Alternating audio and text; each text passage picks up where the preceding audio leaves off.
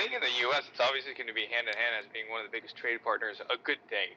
Now, it's a big statement to say it's got, China by itself with other sluggish going in Europe. It's really hard to put that pressure on China as an economy and the U.S. as an economy to say it's going to uplift everything. I think you're going to see still some headwinds, which will slow some of the growth in the U.S. and China around. I mean, you saw Citi came out and J.P. Morgan. I think J.P. Morgan came out, raised China's forecast to 6.4%.